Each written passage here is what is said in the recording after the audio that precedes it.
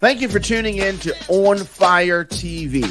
We are a 24-hour independent news and entertainment channel. We produce original movies, documentaries, reality-based shows, and podcasts. On Fire TV is made possible because of viewer and listener support.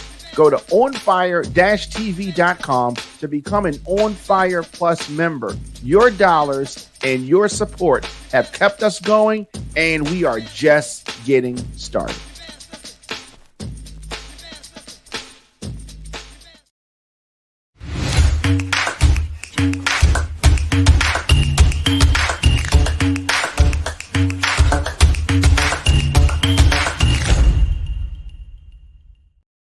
Welcome back.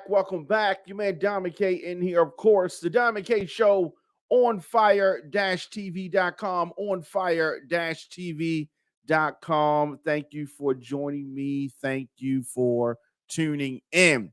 Happy Monday to everybody. I got so much to get into.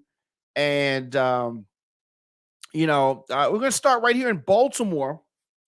Baltimore leaders have announced the takedown of a major drug gang, major drug trafficking organization. The Baltimore City State's Attorney Ivan Bates, along with other city leaders, this morning announced the arrest of 5 individuals involved in alleged drug trafficking. Back in January, the Baltimore City Police Department's group violence unit, began to investigate this alleged organization that was selling fentanyl. And they were operating out of the Shipley Hill neighborhood. Officers said that they identified 5 alleged members, and names are Dane Kennedy, Michelle Taylor, Jaden Wingate, Kenneth Davis, Deshaun Parker. Police say that they determined that this group sold fentanyl out of 2 residents on the 300 block of Franklin Town Road. So there was this big investigation, 3-month investigation. Detectives said that they conducted physical and aerial surveillance. So they're watching this place, and they decided on March the 29th that the 5 individuals would be indicted by this grand jury. They have claimed to dismantle this drug trafficking organization. And of course, they want to pat themselves on the back, talk about the skillful coordination of the law enforcement and the prosecutors and that whole union. They talk about the persistence and the dedication over several months. State's Attorney Ivan Bates said in a news release, and the hard work of the Baltimore Police Department, narcotics team, all of this kind of, hoopla to take down these 5 individuals. They said that it resulted in the removal of deadly weapons and drugs from the streets. Baltimore City saw a 920 fentanyl-related overdose deaths in 2020. That's crazy. So critical to everything that we're doing to work to build relationships with our law enforcement partners and foster this kind of collaboration with all levels of law enforcement. And they talk about saving lives. So when they mention the number of fentanyl deaths, it's 920 that happened in 2022. So they are kind of foreshadowing how they're going to present this case, and they're going to say this is the amount of deaths that we had 3 years ago, and it's only increased since then. And these defendants, who are facing a total of 386 years in prison if convicted on all charges, they're definitely going to throw the book at these folks. It says that state's attorney said that we stand unified and fully committed to the safety and well-being of our residents. We are holding those who choose to do illegal activities accountable, and we will continue to go after those who spread harm in our communities. Mayor Brandon Scott said that our commitment to making Baltimore safer requires deep collaboration and extensive strategy, and I'm thankful for our partners at the state's attorney's office, the Baltimore Police Department, and my Office of Neighborhood Safety and Engagement. So as you can see, Baltimore city leaders taking a victory lap, and they are trying to celebrate this win. And, what I would say, obviously, is they're citing numbers from 2020 as far as the fentanyl deaths. What impact is this? What direct impact is this having right now? How can we even measure that? Crime has increased. Drug sales has increased. Illegal activity has increased. Yes, I am definitely applauding them for taking these alleged drug offenders off the street, and we'll see what is the result of their trial. But I don't know if I want them, getting too excited, right? We are still well into this fight. And, but I mean, you got to take the wins as they come, right? And so this is definitely something that the city leaders are excited about. And, you have to build momentum and all that. So I don't want to be too down on them for getting this done. And we'll see what happens after this. Let me know your thoughts in the comment section, of course. Instagram, Facebook, Twitter, LinkedIn, TikTok at The Diamond K Show, of course, on fire-tv.com, on fire-tv.com. So just take a quick break, and we'll be back with more of the show after this. Thank you for tuning in to On Fire TV. We are a 24-hour independent news and entertainment channel. We produce original movies, documentaries, reality-based shows, and podcasts. On Fire TV is made possible because of viewer and listener support. Go to onfire-tv.com to become an On Fire Plus member. Your dollars and your support have kept us going, and we are just getting started.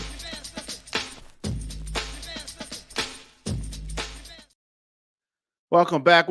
Your man Diamond K in here, of course, the Diamond K Show. On fire-tv.com, on fire-tv.com. And before we go any further, I want to talk about the pre-Memorial Day Adidas party, which is going down Sunday, May the 28th, 8 p.m. to 2 a.m. They have an all-star DJ lineup: DJ Tons, DJ Manny, DJ Kenny K, Mr. Incredible, DJ Booby, DJ Kibi, DJ Scotty B, DJ Hot Toddy, DJ Double L, DJ Gutta, DJ One Love, all in one building. Hosted by April Watts, Ryan the Lion, just a bunch, Big Status. It is going to be an event that you do not want to miss. The pre-Memorial Day Adidas party going down Sunday, May the 28th from 8 p.m. to 2 a.m.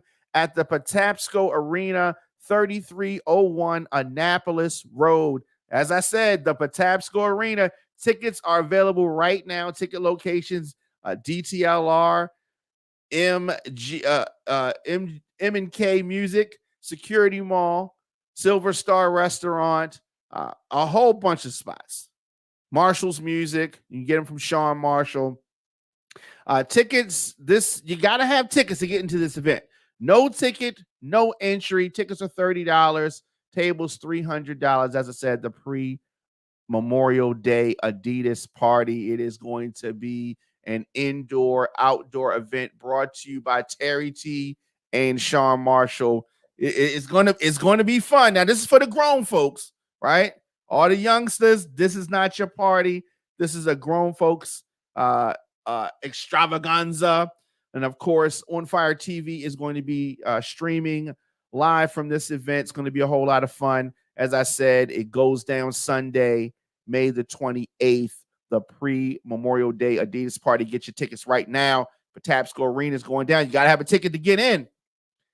All right. So we're back here on the program.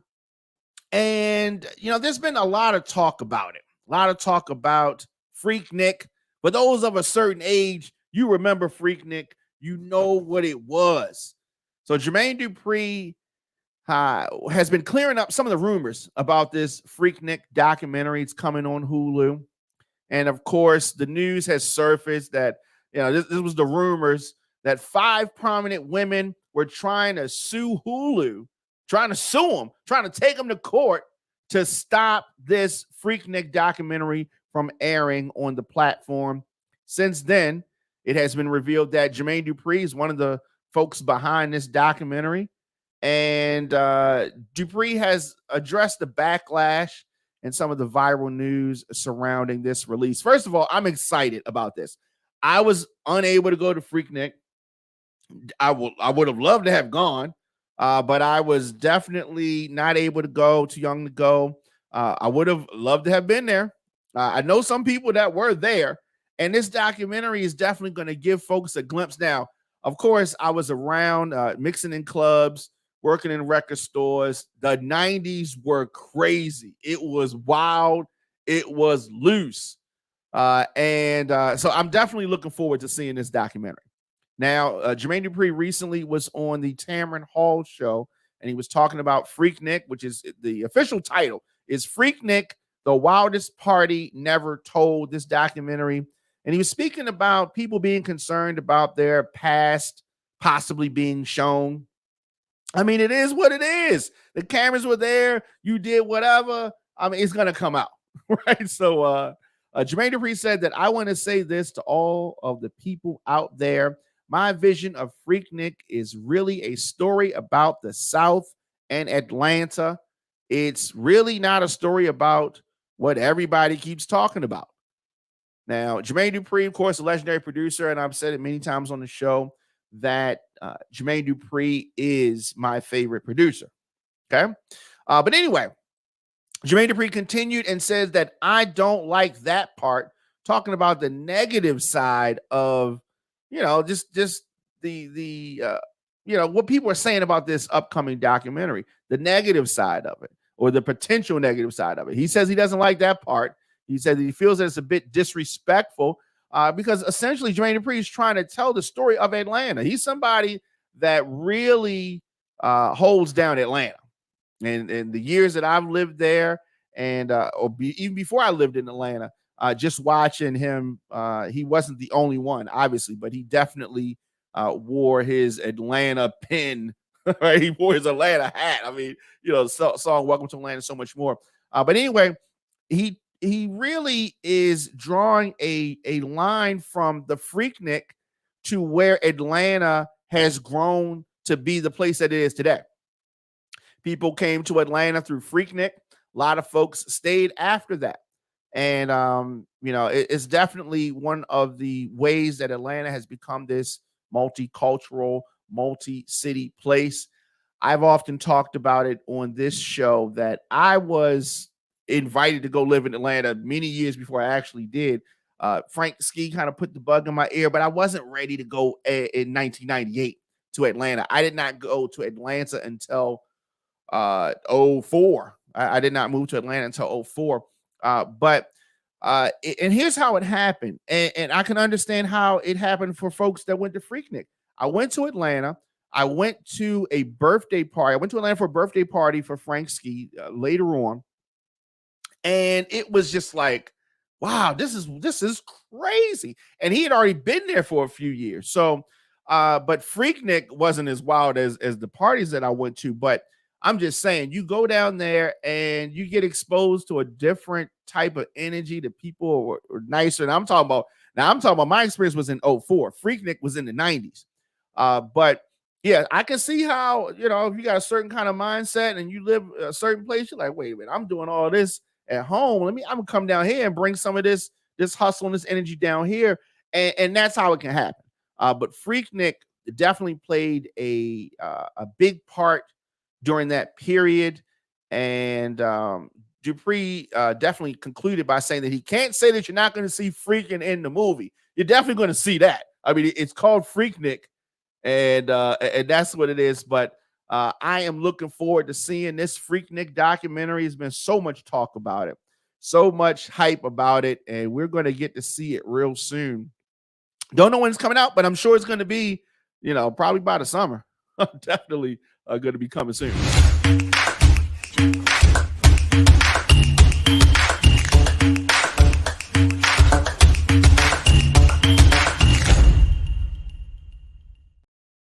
Sad news out of Illinois. Very sad news out of Illinois. At least 6 dead, dozens injured after a dust storm has caused multiple crashes. Multiple crashes. A dust storm. Nothing. We don't see anything like that here in Baltimore. But this windstorm in southern Illinois, kicked up dangerous clouds of blinding dust off a farm field today. It caused numerous crashes and killing at least 6 people on Interstate 55, according to police. The late morning crashes involve 40 to 60 cars, multiple tractor trailers, 2 of which caught fire. It was just a horrible scene. Like I said, at least 6 people died. I-55 was shut down in both directions. That's equivalent to the I-95 here on the East Coast. Now, reports state that it was a spring version of a whiteout situation. Typically you see these whiteouts in a winter snowstorm, but this is, springtime. The cause of the crashes were due to the excessive winds blowing dirt from farm fields across the highway, leading to zero visibility. Just a really, really tragic situation. Winds at the time were gusting between 35 to 45 miles per hour, according to the National Weather Service. Now, it's very flat, very few trees. It has been very dry across the area for the last 3 weeks, and these are definitely the recipes for disaster. Farmers out there were tilling their fields and planting. The top layer soil is very loose. So more than 30 people were transported to hospitals with injuries following the crashes. Both occurred in the southbound and northbound lanes. And they're saying right now that I-55 will be closed until late morning or early afternoon on tomorrow. So definitely sending our love and thoughts to folks over in that area of the country. Listen to the Diamond K Show on fire-tv.com, on fire-tv.com. So let's take a quick break, and we'll be back with more of the show after this. It's the Diamond K Show. So much going on in the world. You talk about things from the perspective of how it is. DJ Diamond K, sometimes it comes off like you are almost not in support of, but you just accept the way things are and there's no chance of change. Check me out on YouTube. That's the part that I am just like, on firetv.com. Welcome back. Your man Diamond K in here. Of course, the Diamond K Show on fire-tv.com, on fire-tv.com. Now, a bill that they're proposing would allow 14-year-olds, 14, to serve alcohol in Wisconsin. Crazy, if you ask me. So 14-year-olds could serve alcohol to seated customers in bars and restaurants under a bill that has circulated for co-sponsors today. A pair of Republican state lawmakers are trying to get some energy for this. Now, under the current law, only workers age 18 could serve alcohol to customers in Wisconsin. This bill would broaden that to workers 14 to 17. They could only serve to seated customers, not drinkers who are at the bar itself. So the current age limit on serving alcohol causes workforce issues due to an establishment, the underage employees only being able to do part of their job, the bill sponsor says.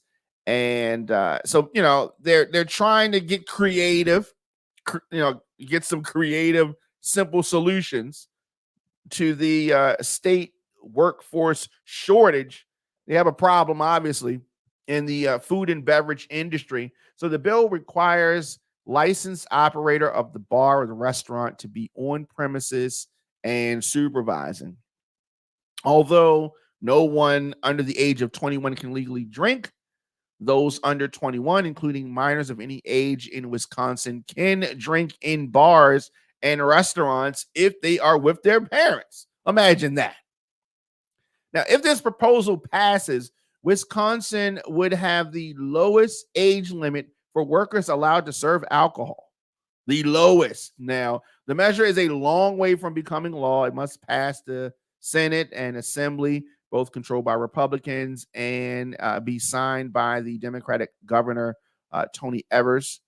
So his spokesperson mocked the proposal on Monday, listing numerous initiatives that Evers has proposed to address the state's workforce shortage, including building more housing and funding schools, before forwarding a message detailing this Republican bill.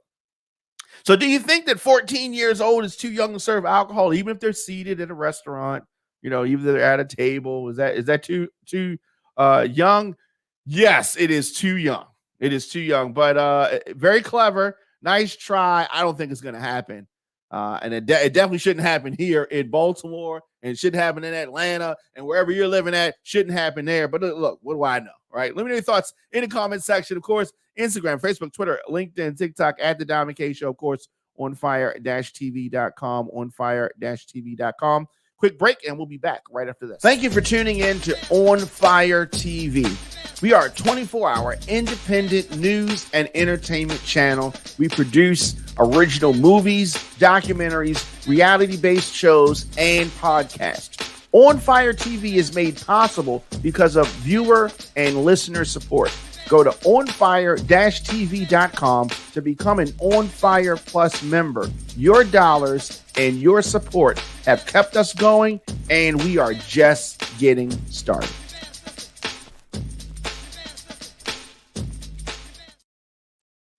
Welcome back. Your man Diamond K in here, of course, the Diamond K Show. I am here weekdays, 6 p.m., breaking down news, breaking down culture, stories of the day that come across my desk. And of course, onfire-tv.com is where you go to check it out. So we've been talking about it, and you're going to hear me mentioning this more and more because we are going to be streaming from this event. But not only that, this is an indoor-outdoor pre-Memorial Day Adidas party. So break out those shoes, break out the outfits. It goes down at the Patapsco Arena Sunday, May the 28th from 8 p.m. to 2 a.m. Check this out. 2 ballrooms, an outside tent. So this is outside, inside, indoor, outdoor. Check out this all-star DJ lineup. DJ Tons, DJ Kenny K, DJ Booby, DJ Scotty B, DJ One Love, DJ Gutta. Oh, I'm not finished yet. DJ Manny, DJ Kiwi, Mr. Incredible, DJ Double L, DJ Hot Toddy, all hosted by April Watts, Ryan DeLion, Big Status. There's free limited food, cash bar. Tickets are only $30. Tables are $300, and you can get those tickets right now. Now, check this out. You've got to have a ticket to get in this event. Let me say that again. This is a ticket-only event.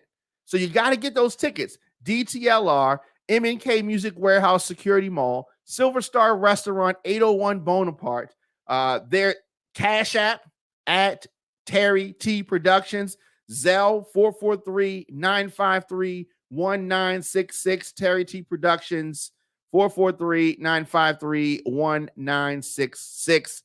This is a ticket-only event. No ticket, no entry, no exceptions. The indoor-outdoor pre-Memorial Day Adidas party at Patapsco Arena Sunday, May the 28th from 8 p.m. to 2 a.m. Now check this out. This is for grown folks. I understand some of our young listeners and some of our young viewers. This is not the party for you. This is a grown folks party brought to you by Terry T and Sean Marshall, the pre-Memorial Day Adidas party. We're going to be streaming live from this event, streaming live at onfire-tv.com. It's going to be a lot of fun. I'm looking forward to it. Get those tickets right now. So welcome back. Welcome back. We are here. Of course, you need to get in touch with me, djdiamondk at gmail.com. You want to check out any episodes of the show, anywhere you get podcasts. You can check out the program or just visit onfire-tv.com/diamondk. So before we get out of here, I mean, the rematch that nobody wants, Biden versus Trump, the seniors rematch. Now, listen, before you start acting like I'm great, dump on seniors. I love seniors. My parents are seniors. Now, the campaign is in its early stages, but the 80-year-old president, Joe Biden, is preparing more than likely to run against the 76-year-old Donald Trump. Who wants to see that? Nobody wants to see that. Nobody wants to see that. Now, I mean, here we go. I feel like we've been down this road before, and everything that we're gonna see, we saw in 2020. So the president has formally launched his re-election campaign. Now, that move has finally quelled the speculation. All the questions have been answered. Is he going to run? Is he going to run? Yes, the 80-year-old president is going to run. I mean, and if you're looking at it from his standpoint, I mean, what else is he going to do, right? He's wanted to be president since the 80s, and he's finally president. So is he going to just back out? No. Ego ain't going to let you do that. The ego ain't going to let you do that. And but it's not just ego. So in his mind, he's looking and saying Donald Trump is going to be the Republican nominee. I'm the only person that can beat Donald Trump. He doesn't think that anybody else can beat Donald Trump only because he's done it before, right? You can't call Hillary. Hillary didn't beat him. I mean, she may have, but she didn't win. Right? So I guess she has it. But like I said, we've been down this road before. So despite losing 3 years ago, Trump remains the undisputed front runner to the Republicans. It's insane to me because, and here's the thing, I'm sure that the Republicans, the politicians, they probably don't want Trump, but the people, Trump has bypassed the gatekeepers and spoken directly to the Republican base, and they won. So the politicians got to go with it, but it's not going to end well. I mean, it's just so crazy, but here we are. I feel like we've been here before. Now, there's still 18 months to go before the presidential election. A lot of potential shifts, a lot of things can be moved across the board. What do you call it? The bishop, the king, the queen, all that stuff can be moved around. But he's the clear front runner, Trump. Now, the political climate, a lot of time, but it is increasingly likely that there's going to be a repeat of the 2020 presidential election season, meaning we're going to see Joe Biden versus Trump. The only difference is the other one's president when the other one was the last time. I mean, that's it. Now, as far as the Republican nominee potential Donald Trump goes, he's facing mounting legal troubles. That doesn't seem to matter. Including criminal charges in Manhattan. That doesn't seem to matter. An ongoing probe in Georgia into his efforts to overturn the election from the last time. That doesn't seem to matter. Trump's poll numbers have actually improved in recent weeks among the Republican grassroots folks on who they will select to be their party's candidate, while those for his main rival, Governor Ron DeSantis, have faltered. I don't know what kind of operation DeSantis is running over there, but those folks, maybe he's not listening to reason, but he's making a lot of mistakes. He's making a lot of mistakes. But overwhelmingly, the majority of Americans don't want to see Trump run. So the people that are excited are just the Republican base, right? But, you know, I don't think that Trump should seek another term. I don't think that Joe Biden should seek another term. It is very worrying sign for Democrats because, half of them don't want to see Biden run again either. And he's the president. He's already the oldest serving president in history. Biden would be an unprecedented 82 years old at his inauguration if he is able to secure another stint as the commander in chief. By the time he got to the end, he would be 86. Now, Biden claims, I'm running because I got to finish the job, and we'll see. We'll see about that, and we'll see what happens. But I don't know. I just wish that it was somebody else. And here's the thing: it could be somebody else, right? But the system is set up a certain way. And until we, the people, force these seniors to get out the way, force these seniors to change things, there's an age limit to run. And to me, there should be an age limit not to run, right? That's what I'm thinking. Let me know your thoughts in the comment section, of course. Instagram, Facebook, Twitter, LinkedIn, TikTok, at The Diamond K Show, of course, on fire-tv.com. Music submissions, booking, or any business info, djdiamondk at gmail.com. Not hard to find. As I said, you stream more episodes of The Diamond K Show on fire-tv.com/diamondk. Very easy to do that. Tap in at onfire-tv.com/join to get exclusive content while supporting this independent network as an On Fire Plus member. I will be back here tomorrow, of course, 6 p.m. for more of the news, entertainment, trending stories that come across my desk. And of course, you can always join the program live. See you guys tomorrow.